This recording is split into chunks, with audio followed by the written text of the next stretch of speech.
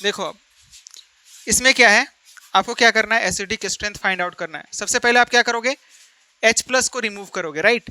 H plus remove करके आप क्या बनाओगे, कॉन्जुगेट बेस। आपने H प्लस रिमूव किया, नेगेटिव चार्ज कहाँ पर आएगा, इस ऑक्सीजन पर आएगा। आप नेगेटिव चार्ज रिमूव करोगे, यहाँ पर नेगेटिव चार्ज आएगा। यहाँ पर हाइड्रोजन रिमूव करोगे, यहाँ पर नेगेटिव चार्ज आएगा आएगा।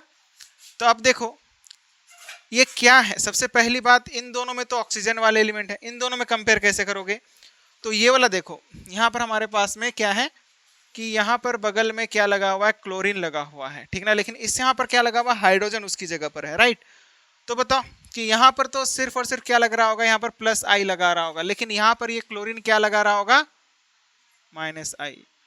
ये दोनों क्या है, पीरियड वाले एलिमेंट है। पीरियड वाले एलिमेंट के लिए हमारे पास में कौन सा फैक्टर रहा होता है, पीरियड एलिमेंट्स के लिए इलेक्ट्रोनेगेटिविटी फैक्टर, है ना। तो जिसकी इलेक्ट्रोनेगेटिविटी ज्यादा रही होती है वहां पर नेगेटिव चार्ज ज्यादा स्टेबल होता है। और हम लोग को अच्छे से पता है कि oxygen is more electronegative than the nitrogen. तो फोर श्योर बात है, सबसे कम तो यही आएगा हमारे पास में, है ना। सबसे कम क्या आएगा, सी आएगा, ठीक ना। यानी कि एसिडिक स्ट्रेंथ में, एसिडिक स्ट्रेंथ बोलो या फिर स्टेबिलिटी ऑर्डर, ठीक ना, एसिडिटी ऑर्डर क्या निकल के आएगा, सबसे कम तो क्या हो जाएगा, सी हो जाएगा। सी के बाद अब सबसे ज्यादा कौन आएगा इन दोनों में, हम क्या बोले कि यहाँ पर क्या लगा रही है, माइनस आई। तो नेगेटिव चार्ज से क्या होगा, डिस्पर्जन होगा, यानी कि इस क्लोरीन पर क्या आएगा, पार्शियल नेगेटिव चार्ज। अगर यहाँ पर बात करेंगे तो ये तो इधर से पुल करेगा, तो पॉजिटिव चार्ज क्या हो रहा है, एक जगह पर, सॉरी नेगेटिव चार्ज क्या हो रहा है, एक जगह पर इकट्ठा हो रहा है ना। तो स्टेबिलिटी कम, है ना, यहाँ पर स्टेबिलिटी ज्यादा। तो सबसे ज्यादा क्या आ जाएगा, ए, फिर क्या आएगा, बी, और फिर क्या आएगा, सी आएगा। बोलो आएगा ये। अब बताओ इस वाले क्वेश्चन की, ठीक ना। इस वाले क्वेश्चन में देखोगे सबसे पहले क्या देखोगे आप, साइज फैक्टर। क्या देखोगे, साइज फैक्टर। सब में से आप H प्लस निकाल दो, सब में से आप क्या कर दो, H प्लस निकाल दो। H प्लस निकाला आपने, क्या बनाया, कॉन्जुगेट बेस। क्या बनाया, कॉन्जुगेट बेस। यहाँ से हाइड्रोजन बाहर निकलेगा, ऑक्सीजन पर नेगेटिव चार्ज। यहाँ से इस हाइड्रोजन को हम बाहर निकालेंगे, यहाँ पर क्या लाएंगे, नेगेटिव चार्ज, ठीक है ना। और यहाँ पर से हम क्या करेंगे, यहाँ से इस हाइड्रोजन को रिमूव करेंगे, नाइट्रोजन पर नेगेटिव चार्ज। यहाँ पर इस हाइड्रोजन को रिमूव किया जाएगा, यहाँ पर क्या रहा होगा, नेगेटिव चार्ज। तो बताओ ये मतलब सबसे अच्छा क्वेश्चन है, इसमें सारे कॉन्सेप्ट आ जा रहे हैं, ठीक है ना।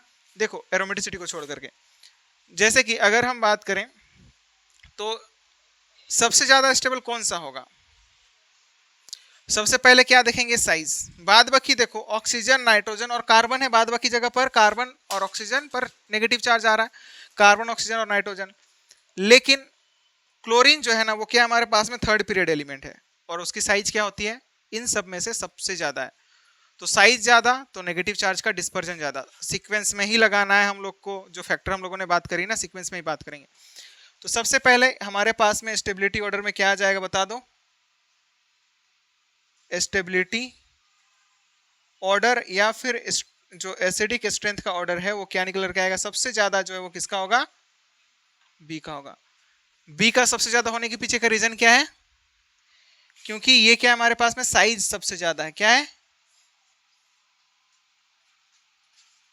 साइज फैक्टर लग रहा है यहाँ पर, ठीक है ना, क्या है, साइज फैक्टर। साइज ज्यादा होने की वजह से डिस्पर्जन ऑफ चार्ज क्या होगा, ज्यादा होगा। और डिस्पर्जन ऑफ चार्ज अगर ज्यादा होगा, क्या, डिस्पर्जन ऑफ चार्ज अगर ज्यादा होता है तो स्टेबिलिटी क्या होती है, ज्यादा होती है। इसी वजह से सबसे ज्यादा बी का होगा। अब बाद बाकी तो हमारे पास में सेम पीरियड वाले एलिमेंट है ना। उसके बाद क्या देखते हैं हम लोग, इलेक्ट्रोनेगेटिविटी फैक्टर। क्या देखते हैं, इलेक्ट्रोनेगेटिविटी फैक्टर। तो इनमें से ज्यादा इलेक्ट्रोनेगेटिव कौन है, ऑक्सीजन है ना। इनमें से, इन सब में से सबसे ज्यादा इलेक्ट्रोनेगेटिव कौन है, ऑक्सीजन है। ऑक्सीजन पर जो नेगेटिव चार्ज आ रहा है वो वाला हमारे पास में सबसे ज्यादा इलेक्ट्रोनेगेटिव ऑक्सीजन है। तो अब बात आएगी कि यहाँ पर भी तो ऑक्सीजन है, यहाँ पर भी ऑक्सीजन पर नेगेटिव चार्ज है, तो दो जगह पर ऑक्सीजन पर नेगेटिव चार्ज है ना। यानी कि ए और सी में से कोई दो आएंगे, दोनों में से कोई एक आएगा, ठीक ना। तो फिर आप इस फैक्टर से तो डिसाइड नहीं कर पा रहे हो कि इलेक्ट्रोनेगेटिव वाला फैक्टर, क्योंकि दोनों ही जगह पर ऑक्सीजन पर नेगेटिव चार्ज है कि नहीं। इन दोनों में ही ए और सी में, इन दोनों में ही नेगेटिव चार्ज जो है ना, नेगेटिव चार्ज किस में है, ऑक्सीजन पर है। तो फिर अब आगे देखेंगे और क्या बोलेंगे कि यहां पर जो है वो क्या है, इक्विवेलेंट रेजोनेटिंग स्ट्रक्चर्स होंगे, ठीक ना। यानी कि डिस्पर्जन या फिर मतलब रेजोनेंस ही देख लो ना आप, कि यहाँ पर रेजोनेंस होने की वजह से क्या हो रहा है हमारे पास में, डिस्पर्जन ऑफ नेगेटिव चार्ज हो रहा है। तो ज्यादा स्टेबल कौन होगा, ए होगा। क्यों, क्योंकि यहाँ पर हमारे पास में नेगेटिव चार्ज का डिस्पर्जन क्या होगा, ज्यादा होगा। नेगेटिव चार्ज डिस्पर्जन ज्यादा होगा due to what, due to delocalization of negative charge, due to delocalization. सब दिख रहा है हमको, ठीक है, ड्यू टू डिलोकलाइजेशन, ठीक है ना, डिलोकलाइजेशन ऑफ नेगेटिव चार्ज। शीतल आप ही को बोल रहा हूं मैं, ठीक है, ठीक है, हाँ कोई बात नहीं है, ठीक है ना। तो उसके बाद में क्या हो जाएगा, ए के बाद में क्या आएगा बताओ, सी, क्योंकि ये वाला जो नेगेटिव चार्ज है वो क्या है, सी पर जो नेगेटिव चार्ज है ये क्या है, लोकलाइज्ड है, और वो क्या है, डिलोकलाइज है। डिलोकलाइजेशन की वजह से डिस्पर्जन होता है नेगेटिव चार्ज का, और इस वजह से स्टेबिलिटी क्या होती है, ज्यादा होती है। बोलो बात समझ में आ रही है, ये बोलो आ रही है या नहीं, कौन आ रही है रे, लोकलाइज्ड, ठीक है। तो क्या हो जाएगा, सी आ जाएगा इसके बाद में। सी के बाद में कौन आएगा बताओ, सी के बाद कौन आएगा, अब देखो ये भी है, अच्छा इनमें से, ठीक ना, डी हो गया, ई हो गया, एफ हो गया। डी क्या है हमारे पास में, डी में डिस्पर्जन होगा, नेगेटिव चार्ज तो इस ऑक्सीजन पर यहां पर भी आएगा ना, ऑक्सीजन पर यहां पर भी आएगा, ठीक है ना। तो अच्छा एक मिनट, फिर तो गलत हो गया थोड़ा सा, क्या गलत हो गया, यहाँ पर तो लोकलाइज्ड वाला ऑक्सीजन पर नेगेटिव चार्ज है, यहाँ पर जो ऑक्सीजन पर नेगेटिव चार्ज आएगा वो क्या होगा, डीलोकलाइज्ड रहेगा। तो इसलिए हमारे पास में क्या आएगा, तो यहाँ पर भी लिख लो आप, ये भी हमारे पास में नेगेटिव चार्ज यहाँ पर भी किस पर आ रहा है, ऑक्सीजन पर आ रहा है, तो इसलिए क्या आएगा, फिर डी आएगा, फिर हमारे पास में सी आएगा, क्योंकि सी में क्या है, लोकलाइज्ड है, क्या है, लोकलाइज्ड है, ठीक है ना। अब उसके बाद क्या आता है हमारे पास में, ई और एफ।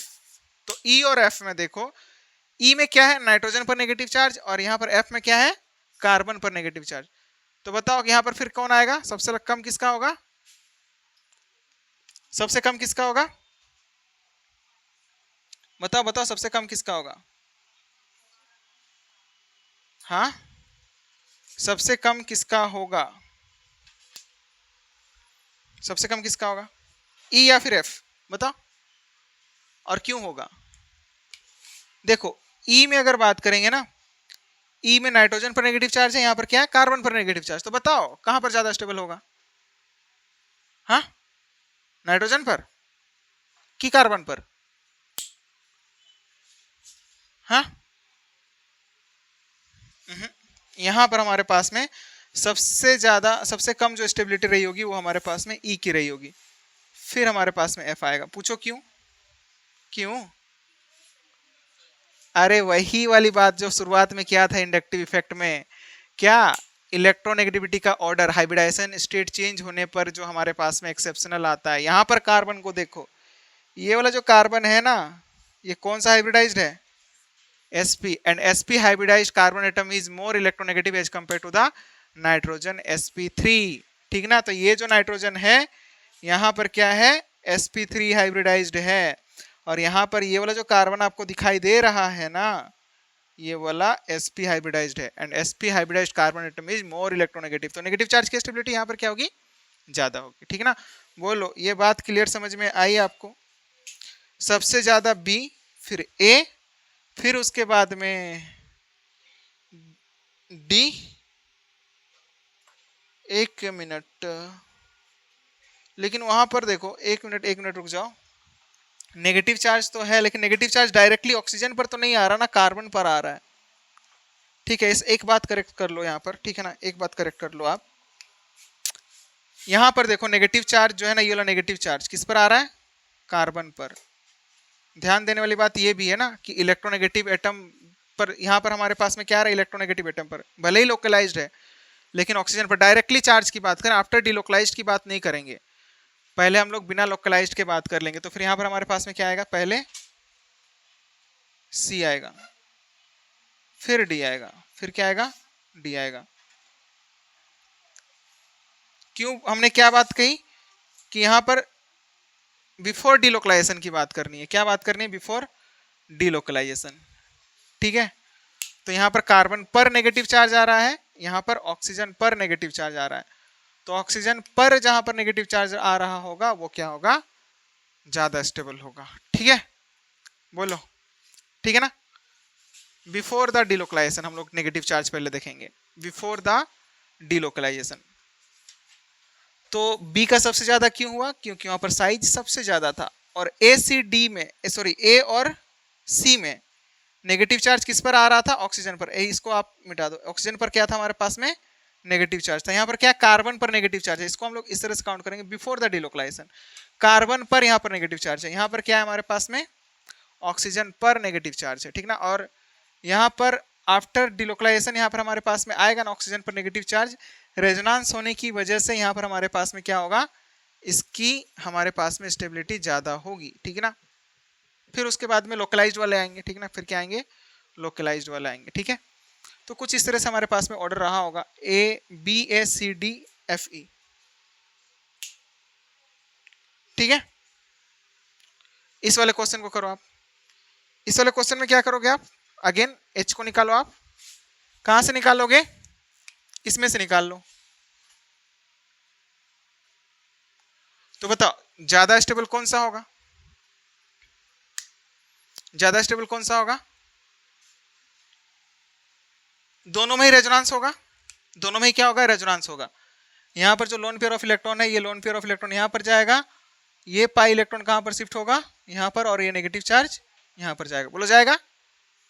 यानी कि यहां पर और यहां पर क्या देखने को मिलेगा? यहां पर नेगेटिव चार्ज, यहां सॉरी लोन पेयर इलेक्ट्रॉन यहां पर जाएगा, ये पाई इलेक्ट्रॉन यहां पर शिफ्ट होगा, ये पाई इलेक्ट्रॉन इस ऑक्सीजन पर जाएगा। लेकिन यहां पर इस तरफ से भी क्या हो सकता है? कॉन्जुगेशन हो सकता है। हो सकता है कि नहीं?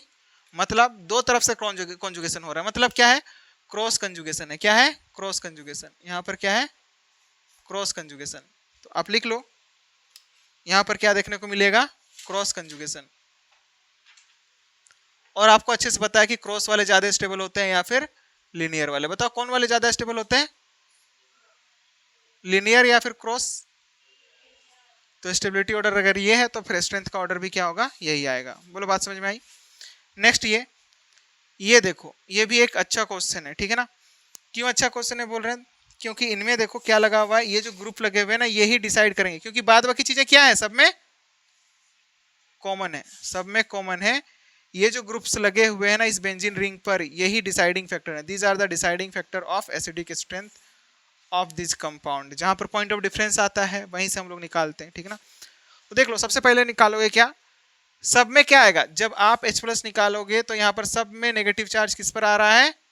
ऑक्सीजन पर आ रहा है। किस पर आ रहा है? ऑक्सीजन पर नेगेटिव चार्ज आ रहा है। और जैसे ही ऑक्सीजन पर नेगेटिव चार्ज आया, मतलब क्या हमारे पास में? बताओ, नेगेटिव चार्ज जो है हमारे पास में ज्यादा स्टेबल कहां पर होगा? तो जहां पर इलेक्ट्रॉन विड्रॉइंग इफेक्ट, क्या? इलेक्ट्रॉन विड्रॉइंग इफेक्ट सबसे ज्यादा होगा। तो देखो, इनमें से सबसे ज्यादा इलेक्ट्रॉन विड्रॉइंग इफेक्ट कौन लगा रहा होगा? ये नेगेटिव चार्ज जब डिलोकलाइजेशन पर जाता है, कौन कौन से पोजीशन को एक्टिवेट कर देता है? याद करो, इलेक्ट्रोफिलिक सब्स्टिट्यूशन रिएक्शन में बात किया था ना हम लोगों ने लास्ट, जब हम लोगों ने बात किया था रेजोनेंस के एप्लीकेशन में, कि इलेक्ट्रोफिलिक सब्स्टिट्यूशन रिएक्शन को कौन फेवर करते हैं? हाँ, मतलब वहां पर हम लोगों ने रेजोनेटिंग स्ट्रक्चर बात किया था ना, इलेक्ट्रोफाइल कौन कौन से पोजीशन पर अटैक करता है? ऑर्थो एंड पैरा पोजीशन पर। यानी कि वहां पर नेगेटिव चार्ज आ रहे थे ना, तो यहाँ पर क्या आएगा? ये ऑर्थो पोजीशन है, ये मेटा और ये पैरा। तो यहाँ पर नेगेटिव चार्ज आएगा, और नेगेटिव चार्ज आने के बाद इधर भी हमारे पास में क्या होगा? डीलोकलाइजेशन में जाएगा। और NO2 कैसा दिखाता है? माइनस एम इफेक्ट दिखाता है। क्या दिखाता है ये? Minus M effect. तो NO2 यहाँ पर क्या दिखा रहा है? माइनस एम इफेक्ट दिखा रहा है। क्या दिखा रहा है? Minus M effect. Cl यहाँ पर कैसा इफेक्ट दिखाएगा? बताओ। क्लोरीन यहाँ पर कैसा इफेक्ट दिखाएगा? माइनस, बताओ बताओ, Cl किस तरह का इफेक्ट दिखाएगा? यहाँ पर Cl किस तरह का इफेक्ट दिखाएगा? माइनस। बोलो, ठीक बोल रहे हो क्या? जोर से बोलो। जय माता दी। बोलो भाई, जय माता दी नहीं, मतलब कौन सा इफेक्ट लगेगा वो बताना है। ठीक है, बताओ कौन सा इफेक्ट लगा रहा है? इंडक्टिव के कंपैरिजन में पहले मेसोमेरिक सोचो, क्या मेसोमेरिक लगाएगा ये, रेजोनेंस लगाएगा ये? क्लोरीन रेजोनेंस इफेक्ट लगाएगा या नहीं?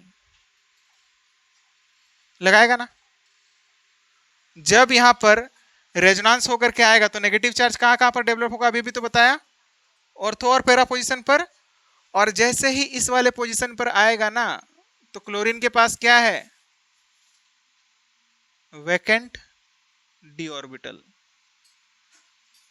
तो वैकेंट डी ऑर्बिटल है, तो इसमें ये इलेक्ट्रॉन क्या कर सकता है, दे सकता है वैकेंट डी ऑर्बिटल रेजोनेंस। तो यहां पर हमारे पास में क्या देखने को मिलेगा, -m। क्या देखने को मिलेगा, -m। तो सबसे अच्छा तो -m तो यही दिखाएगा, है ना। एसिडिक स्ट्रेंथ सबसे ज्यादा इसकी ही होगी, ठीक ना। यानी कि अगर एसिडिक स्ट्रेंथ हम लोग कंपेयर करना चाहेंगे तो सबसे ज्यादा जो है वो क्या हो जाएगा, ए का तो सबसे ज्यादा होगा, ठीक है ना। और उसके बाद आता बाद बाकी, देखो बाद बाकी भी हमारे पास में लगा रहे होंगे, ठीक है ना, बाद बाकी भी क्या कर रहे होंगे, लगा रहे होंगे। अब देखो ये भी हमारे पास में लगाएगा ना, क्योंकि यहां पर क्या रहा होगा, ट्रिपल बॉन्ड रहा होगा, बोलो रहा होगा। यहां पर जब नेगेटिव चार्ज आएगा तो ये भी तो डिलोकलाइजेशन में जाएगा, जाएगा कि नहीं, -m इफेक्ट तो ये भी लगाएगा। बट इसके कंपैरिजन में क्या लगाएगा, कम लगाएगा। क्या लगाएगा, कम लगाएगा, ठीक है ना। बोलो बात समझ में आ रही है। तो ए का सबसे ज्यादा, फिर उसके बाद किसका आएगा, डी का आएगा, ठीक है ना। और क्या आएगा, डी का आएगा। और डी के बाद क्या आएगा हमारे पास में, बताओ। ए के बाद क्या आएगा, डी। और डी के बाद क्या आएगा, फिर डी के बाद क्या आएगा, रेजोनेंस जहां पर हो रहा है, ये तो क्या लगा रहा होगा, ये तो प्लस आई डीस्टेबलाइज कर रहा है, ये क्या लग रहा है, प्लस आई। सबसे कम तो इसी का होगा, है ना, डीस्टेबलाइज कर रहा है, सबसे कम क्या होगा, सी का होगा। फिर उसके बाद डी के बाद देख लो, डी के बाद क्या होगा हमारे पास में, बी का होगा, क्योंकि यहां पर क्या है, डी ऑर्बिटल रेजोनेंस है, बी का होगा। और उसके बाद क्या होगा, एफ का होगा, क्योंकि वो क्या लगा रहा होगा, सॉरी ई था ना, क्योंकि ये क्या लगा रहा होगा, -आई इफेक्ट, है ना। यहां पर इंडक्टिव हमारे पास में रहा होता है। बोलो क्लियर है क्वेश्चन ये। Mesomeric is much more dominating factor as compared to the inductive. और मेसोमेरिक जो होता है NO2 का ज्यादा होता है, -m इफेक्ट NO2 का ज्यादा होता है as compared to the cyanide, ठीक ना। -m जो है किसका ज्यादा होगा, NO2 का ज्यादा होगा as compared to the what, CN। और CN का ज्यादा होगा किससे, क्लोरीन से। तो जितना ज्यादा -m उतना ही ज्यादा नेगेटिव चार्ज का डिस्पर्जन, है ना।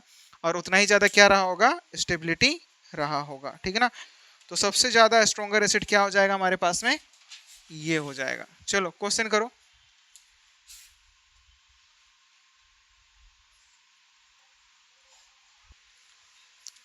क्वेश्चन क्या है, इसमें तो आप इजीली निकाल लोगे यार, ठीक है। ये क्या है, ROH, और दूसरा क्या है, फिनॉक्साइड आयन, यानी कि फिनॉल रहा होगा।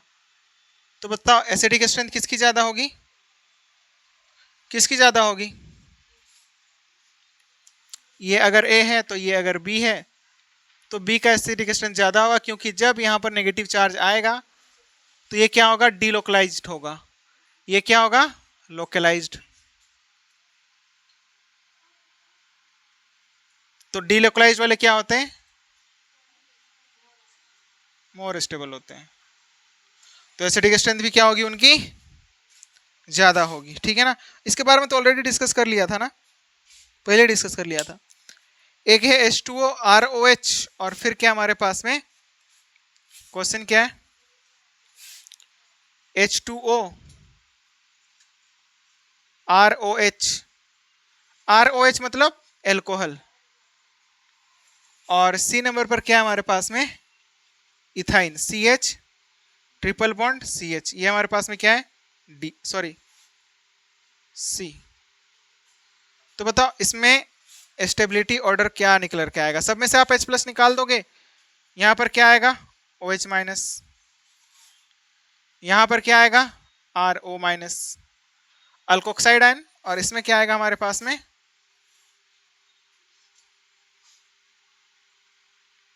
ऐसे ही कुछ आएगा, है कि नहीं? आएगा कि नहीं बताओ? आएगा ना? तो अब बताओ सबसे ज्यादा स्टेबल कौन सा होगा? एसिडिटी ऑर्डर क्या निकल के आएगा? सबसे ज्यादा किसका हो जाएगा? इसका होगा कि इसका होगा कि इसका होगा? पहली बात, ये तो कार्बन और ऑक्सीजन में हम लोग कंपेयर करेंगे। एक में कार्बन में नेगेटिव चार्ज है, दूसरे में क्या है, ऑक्सीजन पर नेगेटिव चार्ज है। तो बताओ कौन ज्यादा स्टेबल होगा? जहां पर क्या हमारे पास में ऑक्सीजन पर नेगेटिव चार्ज है। मतलब इन दोनों की स्टेबिलिटी तो इससे क्या होगी, ज्यादा होगी। मतलब सबसे कम एसिडिक स्ट्रेंथ तो इसका होगा, ठीक है ना? यानी कि एसिडिक स्ट्रेंथ जो होगी सबसे कम किसकी होगी? हाँ, सी की सबसे कम होगी, सी की सबसे कम होगी, ठीक है ना? अब इसके बाद ए और बी में कंपेयर करेंगे तो ए में ये आर जो लगा होता है ना, आर क्या लगाता है, प्लस आई इफेक्ट लगाएगा। और हाइड्रोजन तो रेफरेंस वाला बात है ना, वो प्लस आई लगाएगा ना तो माइनस आई लगाएगा, कुछ भी नहीं लगाएगा, नॉन पोलर बॉन्ड रहा होता है, मतलब कुछ भी नहीं लगाएगा, मतलब बोल सकते हो, ठीक ना? कुछ भी इफेक्ट नहीं लगाने वाला है। तो क्या होगा, ज्यादा स्टेबिलिटी किसकी होगी? ए की। तो ए सबसे ज्यादा हो जाएगा, फिर बी आएगा, और फिर क्या आएगा सबसे कम में? सी आएगा। बोलो ये आएगा ऑर्डर? बिल्कुल आएगा, ठीक है ना? अब देखो एक्सेप्शंस की बात करते हैं। एक्सेप्शन में हमारे पास में क्या है, पहला जो है एक्सेप्शन,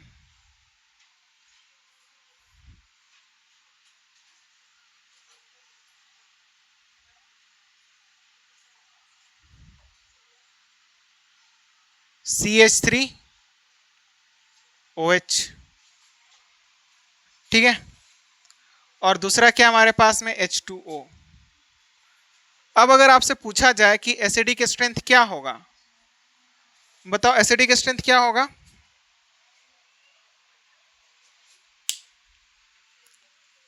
बताओ बताओ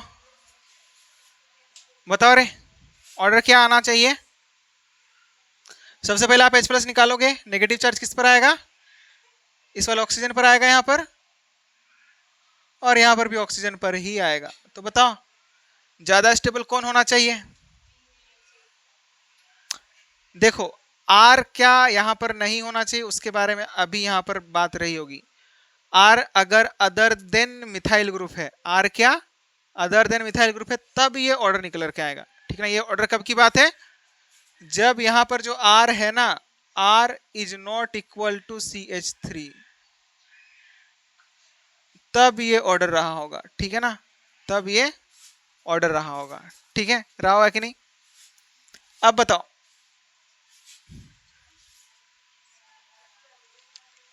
तो यहां पर क्या है, मिथाइल ग्रुप है। अगर आप सोचते ना, क्या बोलते कि यहां पर ये क्या लगा रहा है, प्लस आई इफेक्ट, क्या लगा रहा है, प्लस आई इफेक्ट। यहां पर कोई इफेक्ट नहीं लग रहा है, तो स्टेबिलिटी का ऑर्डर या फिर स्ट्रेंथ का ऑर्डर, स्टेबिलिटी और you can say strength of acid का जो ऑर्डर है हमारे पास में, क्या होना चाहिए था, बी का ज्यादा होना चाहिए था as compared to the A. ये शुड बी होना, शुड बी वाली बात है, यानी कि होनी चाहिए थी ये, यानी कि एक्सपेक्टेड, एक्सपेक्टेड ये कर रहे थे कि ये हो, ठीक ना? बट जो एक्सपेक्ट करते हैं वो तो नहीं होता है, ठीक है ना? क्या सच बात है ना? बिल्कुल सच बात ही है, ठीक है ना? तो अब बताओ कि अगर एक्सपेक्टेड ऑर्डर ये नहीं, तो फिर ऑब्वियस सी बात है करेक्ट ऑर्डर क्या निकल के आएगा? करेक्ट जो है हमारे पास में वो क्या है, ए इज ज्यादा as compared to the B, ठीक है ना? तो यहां पर जो है ना, एक बात आप याद रखना हमेशा कि जब आप एसिडिक स्ट्रेंथ कंपेयर कर रहे हो ना, तो मेन रीजन जो होता है वो हमारे पास में पीकेए वैल्यू, कौन डिसाइडर है, पीकेए, ये सबसे ऊपर आता है। उसके बाद ये जो हम लोग दूसरा तरीका, ये जो हम लोग निकाल रहे हैं ना एसिडिक स्ट्रेंथ, ये तो हम लोग एक मतलब एक वे निकाला कि किस तरह से हम लोग डिसाइड करेंगे। एक्चुअल जो तरीका है वो क्या, एक्सपेरिमेंटल, यानी कि पीकेए वैल्यू, ठीक है ना? यानी कि एक्चुअल जो तरीका है एसिड का, एसिडिक स्ट्रेंथ निकालने का, एक्चुअल एक्चुअल तरीका क्या है, पीकेए वैल्यू, ठीक ना? ये तो हम लोगों ने एक मतलब बाईपास निकाला कि मतलब किस तरह से हम लोग डिसाइड करेंगे, ठीक है ना? कि इलेक्ट्रॉनिक डिस्प्लेसमेंट से जो हम लोग डिसाइड कर पा रहे हैं, ये क्या है, थियोरेटिकल फैक्टर है, ठीक ना। ये क्या हमारे पास में, थियोरेटिकल फैक्टर। तो ये हमारे पास में ये जो सबसे करेक्ट वे होता है हमारे पास में पीके वैल्यू, ठीक ना। और जो हम लोग के पास में थियोरेटिकल अप्रोच है, यानी कि जो हम लोग के पास में रेजोनेंस हो गया, हाइपर कॉन्जुगेशन हो गया, ये सब क्या थियोरेटिकल अप्रोच है, क्या है, थियोरेटिकल, ठीक है ना। Theoretical factor is not completely right way, ये हमारे पास में कंप्लीटली राइट वे नहीं होता है, या फिर मतलब बोल सकते हो क्या। और आपको पीके वैल्यू मतलब याद करना भी पॉसिबल नहीं है कि नहीं। इतने सारे एसिड्स हैं, सबके एसिड के आप पीके वैल्यू याद रख पाओगे क्या, नहीं रख पाओगे। तो आपको याद रखना भी पॉसिबल नहीं है, ठीक है ना। तो इसी वजह से हम लोगों ने क्या निकाला, एक बाईपास वाला तरीका निकाला है, जिससे कि हम एसिडिक स्ट्रेंथ क्या कर सकें, कंपेयर कर सकें। बोलो बात समझ में आ रही है। तो एक्चुअली जो डिटर्मिनेशन है वो किससे हमारे पास में होगा, actual determination of pH. Actual जो है हमारे पास में, एक्चुअल या फिर लिखो actual acidity calculated by pKa value. किससे कैलकुलेट किया जाता है, पीकेए वैल्यू से, जो हम लोग अभी तक करते आ रहे हैं ना, साइज, इलेक्ट्रोनेगेटिविटी, रेजोनेंस, ये तो थ्योरेटिकल वे है, ठीक है ना। तो ये बात अपने को ध्यान में रखना है। तो ये था पहला एक्सेप्शन, ठीक है ना। पहला एक्सेप्शन क्या है हमारे पास में, ये है, ठीक है ना। ये एक्सेप्शन नंबर क्या था, 1 था। सेकेंड एक्सेप्शन, सेकेंड एक्सेप्शन क्या है हमारे पास में, हम क्या करें, फॉर्मिक एसिड ले लें, और दूसरा क्या ले लें हम, बेंजोइक एसिड। तो होना क्या चाहिए, बनाओ फॉर्मिक एसिड। फॉर्मिक एसिड याद है ना, फॉर्मूला क्या होता है, फॉर्म का मतलब एक ही कार्बन एटम रहा होगा, ठीक ना। सबसे सिंपलेस्ट एल्डिहाइड जो रहा होता है, ठीक ना, मिटा दो ना इधर। सबसे simplest aldehyde that is formic acid, उसका कंपेयर करना है आपको बेंजोइक एसिड के साथ में। तो बताना है आपको कि एसिडिक स्ट्रेंथ सबसे ज्यादा किसकी होगी, उन दोनों में ज्यादा किसकी होगी, ठीक ना। एक में क्या है, formic acid. Second number exception जो है वो क्या है,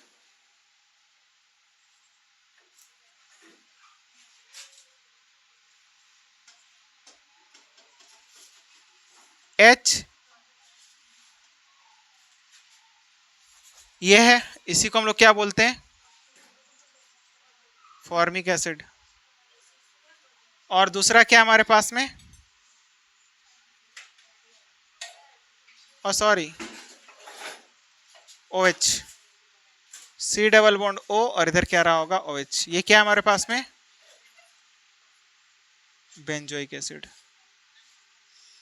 तो बताओ, H आप रिमूव करोगे यहां से, नेगेटिव चार्ज यहां पर आएगा, यहां पर नेगेटिव चार्ज यहां पर आएगा, ठीक है ना, आएगा ना, आएगा कि नहीं। और जब यहां पर रेजोनेंस होगा ना, देखो इक्विवेलेंट रेजोनेटिंग स्ट्रक्चर्स तो दोनों में ही बनेंगे, बनेंगे कि नहीं। बट इक्विवेलेंट होने के साथ साथ यहाँ पर एक्सटेंट ऑफ रेजोनेंस क्या होगा, ज्यादा भी होगा, होगा कि नहीं, बताओ होता कि नहीं। यहाँ पर इक्विवेलेंट ऑफ रेजोनेटिंग स्ट्रक्चर ज्यादा बनते, रेजोनेटिंग स्ट्रक्चर, क्योंकि ये पाई बॉन्ड यहाँ पर जाता और ये पाई बॉन्ड फिर इधर जाता, ऐसा भी तो हो सकता था, हो सकता था या नहीं। तो ज्यादा रेजोनेंस होने की वजह से होनी क्या चाहिए थी, ऑर्डर आपको क्या मिलनी चाहिए थी, बेंजिक एसिड का ज्यादा मिलना चाहिए था एज कंपेयर टू द, ठीक है ना। होना क्या चाहिए था,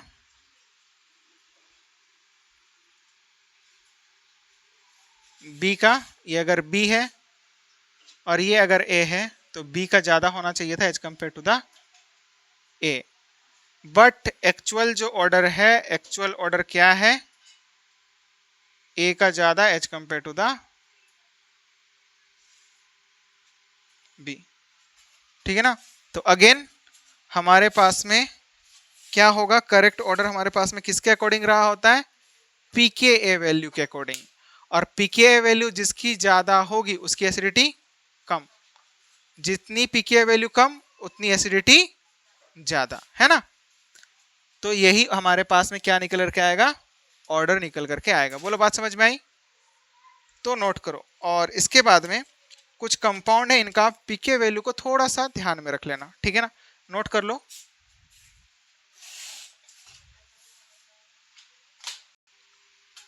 ये कुछ कंपाउंड है जिनका कि पीके वैल्यू आपको ध्यान में रखना है, अगर याद रहे तो ज़्यादा सही है, ठीक ना। सबसे ज़्यादा जो एसिडिक होता है ना वो HSBF6 होता है, ठीक है ना। इसका नाम क्या होता है, फ्लोरो एंटीमनिक एसिड होता है। क्या नाम होता है, फ्लोरो एंटीमोनिक एसिड होता है, Sb यानी कि एंटीमनी रहा होता है ना, तो आप लिख लो ये हमारे पास में क्या रहा होता है, फ्लोरो एंटीमोनिक एसिड, फ्लोरो एंटीमोनिक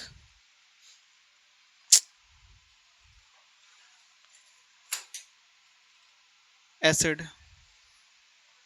ठीक है। उसके बाद HI आता है, उसके बाद में H2SO4, HCl, फिर एरोमेटिक सल्फोनिक एसिड, ठीक ना, एरोमेटिक यानी कि बेंजीन रिंग से जब SO3H अटैच्ड होगा तब हमारे पास में। और उसके बाद देखो ये बात आपको ध्यान में रखना है कि H3O पॉजिटिव ये जो होता है ना ये एसिडिक होता है, क्या होता है, एसिडिक होता है। वेर एज H2O, देखो H2O कहाँ है हमारे पास में, उसके pKa वैल्यू कहाँ कितनी ज्यादा है ना, जितनी ज्यादा pKa वैल्यू होगी एसिडिक स्ट्रेंथ क्या होती है उतनी ही कम होती है, ठीक है ना। तो ये हमारे पास में क्या है, क्योंकि ऑक्सीजन पर पॉजिटिव चार्ज है ना, ऑक्सीजन पर क्या है, पॉजिटिव चार्ज है, इलेक्ट्रोनेगेटिव एलिमेंट पर क्या आ गया है, पॉजिटिव चार्ज, तो वो क्या करेगा, एक H+ को भगाएगा, है ना, जो लोन पेयर दिया है वो वापस से क्या करेगा, लेगा, ठीक है ना, और क्या होना चाहेगा, न्यूट्रल होना चाहेगा, ठीक है ना। इसी वजह से ये एसिडिक होता है। और पिक्रिक एसिड क्या रहा होता है, पिक्रिक एसिड का स्ट्रक्चर जो है कुछ इस तरीके से रहा होता है, बेंजीन रिंग बनाओगे आप और पैरा और ऑर्थो पोजीशन पर क्या लगा दो आप, NO2, किसके रेस्पेक्ट में, फिनोल के रेस्पेक्ट में। सबसे पहले तो आप फिनोल बनाओ, अरे चल क्यों ना रहा भाई,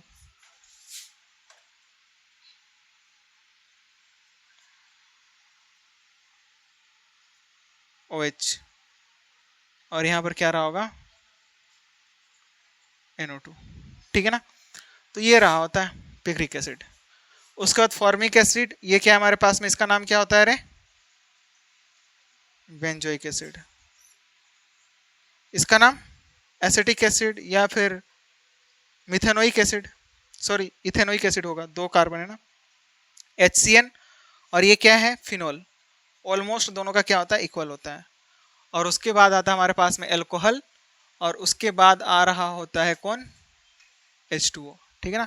ये बात कुछ है, कुछ भी के वैल्यूज हैं जो कि आपको ध्यान में रखना है, क्योंकि आपको समटाइम्स जो है ना पीके वैल्यू आपको नहीं दी जाएगी, लेकिन फिर भी आपको एक्सेप्शनल से पूछ लिया जाएगा, जैसे कि फॉर्मिक एसिड दे दिया गया और आपके पास में बेंजोइक एसिड दे दिया गया, तो ज़्यादा हमारे पास में किसका एसिडिक स्ट्रेंथ होगा, किसका ज़्यादा होगा, फॉर्मिक और बेंजोइक में किसका ज़्यादा एसिडिक स्ट्रेंथ होता है, फॉर्मिक का, ठीक है ना। पीके वैल्यू से हम लोग कंपेयर कर सकते हैं। और उसके बाद हमारे पास में क्या आएगा, एलिफेटिक का, ठीक है ना। बोलो बात समझ में आ रही है।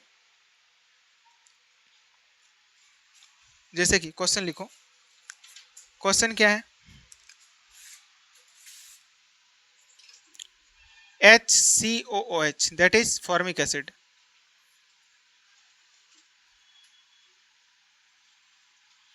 दूसरा क्या ले लिया, बेंजोइक एसिड,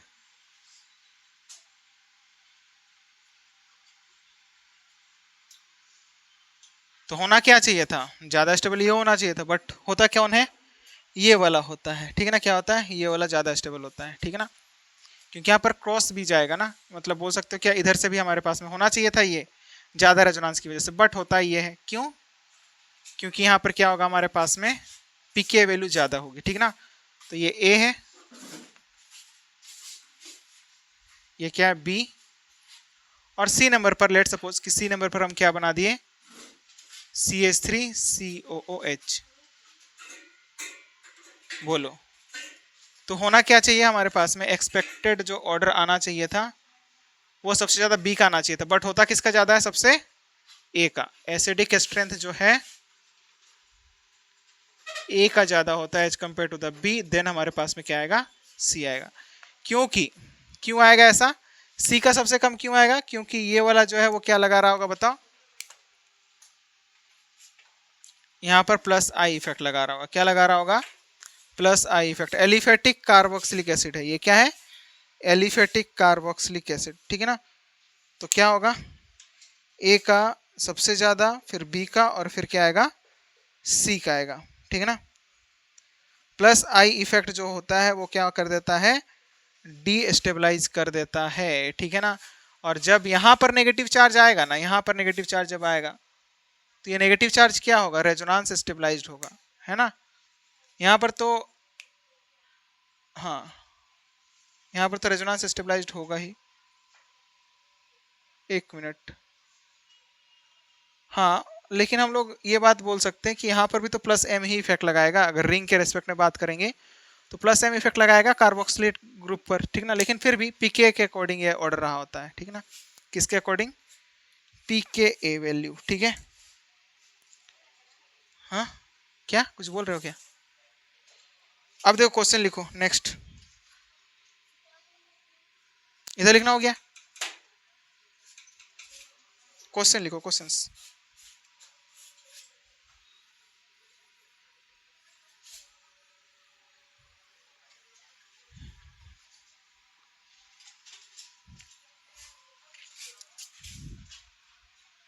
देखते हैं, रुक जाओ। क्वेश्चन क्या है? HCOOH, ये ए, और दूसरा क्या हमारे पास में? CH3COOH, ये बी है। और फिर हमारे पास में क्या है? CH2, यहाँ पर Cl लगा हुआ है, और यहाँ पर क्या है? COOH है, C है ये। और आपको क्या कंपेयर करना है? इनका एसिडिक स्ट्रेंथ। तो बताओ सबसे ज्यादा एसिडिक कौन सा होगा?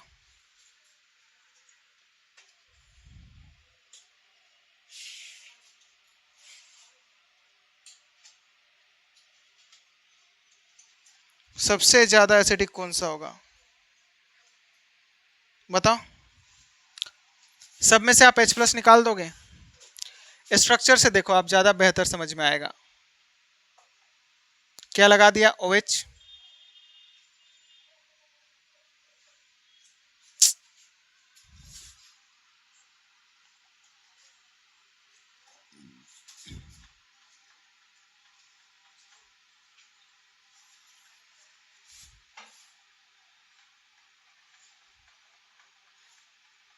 आपने क्या रिमूव किया? हाइड्रोजन रिमूव किया, नेगेटिव चार्ज यहाँ पर, नेगेटिव चार्ज यहाँ पर, नेगेटिव चार्ज यहाँ पर। तो इक्विवेलेंट रेजोनेटिंग स्ट्रक्चर तो सब में आ रहा है ना। तो डिसाइड कौन करेगा? ये वाला ग्रुप। कौन ग्रुप करेगा? ये वाला ग्रुप। तो बताओ यहां पर ये क्या लगा रखा? ये तो क्या लगाएगा यहाँ पर? प्लस आई। ये तो रेफरेंस पॉइंट वाली बात हो गई है ना, कुछ भी इफेक्ट नहीं लगाएगा। वेरेज अगर इसकी बात करें क्लोरीन की, तो क्लोरीन क्या लगाता है? ये वाला जो क्लोरीन होता है वो क्या लगाता है? Minus I effect. और हम लोग को अच्छे से पता है negative charge are stabilized by negative I effect, ठीक ना। तो यहाँ पर सबसे ज्यादा स्टेबल कौन हो जाएगा? सी, यानी कि सी के स्ट्रेंथ सबसे ज्यादा। फिर उसके बाद क्या आएगा? ए, क्योंकि कुछ भी नहीं लग रहा है ना। डीस्टेबलाइज कर रहा है, प्लस में तो कुछ हमारे पास में डीस्टेबलाइज, इसमें तो कुछ भी नहीं है। हाइड्रोजन क्या इफेक्ट लगाएगा, ठीक है ना। तो फिर सबसे कम हमारे पास में किसका आ जाएगा? बी का। क्यों? क्योंकि यहाँ पर प्लस इफेक्ट लग रहा है, ठीक है ना, इसी वजह से ऐसा देखने को मिलेगा। अब बताओ नेक्स्ट क्वेश्चन।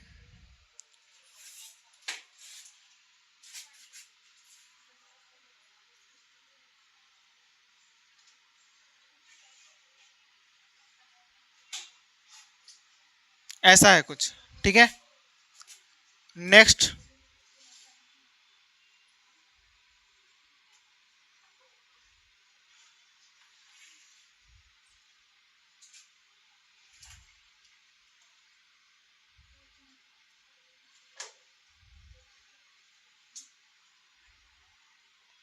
और यहां पर क्या लगा हुआ? फ्लोरीन। नेक्स्ट वाले में क्या है? बताओ, ये क्वेश्चन तो आप कर पाओगे ना। क्या करना है आपको? सिंपली आप देखो, नेगेटिव चार्ज बनाओ आप, फिर स्टेबिलिटी चेक करो। यहाँ पर हटाओगे ऑक्सीजन पर नेगेटिव चार्ज, यहाँ पर हटाओगे ऑक्सीजन पर नेगेटिव चार्ज, तो सब में तो ऑक्सीजन पर नेगेटिव चार्ज आएगा, मतलब इक्विवेलेंट रेजोनेटिंग स्ट्रक्चर हर किसी में बनेगा, है कि नहीं। फिर उसके बाद आप क्या चेक करोगे? नेक्स्ट फैक्टर, जहाँ पर पॉइंट ऑफ डिफरेंस आ रहा। तो देखो नेक्स्ट फैक्टर क्या है हमारे पास में? नेक्स्ट जो यहाँ पर फैक्टर लग रहा है वो क्या है? कॉन्जुगेट, जो कॉन्जुगेट बेस जो बन रहा है इसमें हर किसी में क्या है? Equivalent resonating structure. तो उससे तो डिसाइड नहीं कर सकते। उसके बाद ऑक्सीजन पर ही नेगेटिव चार्ज है सब में, उससे भी डिसाइड नहीं, मतलब। तो उसके बाद क्या देखोगे? ये फ्लोरीन को देखो आप, देख पा रहे हो? तो फ्लोरीन क्या है हमारे पास में, क्या इफेक्ट लगाएगा, माइनस आई इफेक्ट। तो बताओ सबसे ज्यादा माइनस आई इफेक्ट कहां पर लगेगा, बताओ बताओ, बोलो बोलो, ठीक बोल रहे हो, बोलो किस में लगेगा सबसे ज्यादा, सबसे ज्यादा किस में लगेगा माइनस आई इफेक्ट, इनमें माइनस आई इफेक्ट सबसे ज्यादा किस में लगेगा, बोलो रे, बताओ Sheetal, Jagjit, minus I effect इन सब में सबसे ज्यादा कहां पर लगा रहा होगा फ्लोरीन, भूल गया यार, इंडक्टिव डिस्टेंस डिपेंडेंट फैक्टर होता है, डिस्टेंस डिपेंडेंट इफेक्ट होता है। फ्लोरीन जहां पर सबसे पास होगा वहां पर माइनस आई सबसे ज्यादा होगा, और माइनस आई ज्यादा मतलब स्टेबिलिटी सबसे ज्यादा।